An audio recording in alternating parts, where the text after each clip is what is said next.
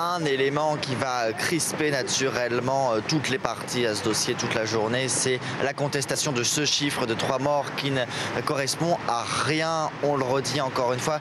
Pour vous donner un exemple, hier, les responsables et porte-parole du laboratoire me parlaient eux de 8 morts reconnus officiellement. Mi-novembre, l'AFSAPS, l'Agence des produits de santé, avait évoqué le chiffre de 500 morts officiellement dans un rapport.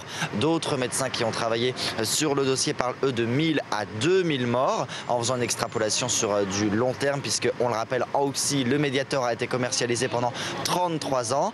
Que va répondre le ministre de la Santé? Cela sera l'un des éléments importants de cette journée. On le saura en début d'après-midi. Jusqu'ici, le ministère s'est retranché derrière une date, le 15 janvier, date à laquelle l'Inspection générale des affaires sociales doit remettre un rapport sur ce dossier.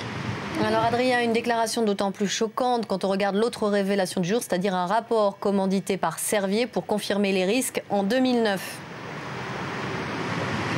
Un rapport qui a été commandé en juillet 2009, résultat le 5 octobre 2009. Quels étaient-ils ces résultats?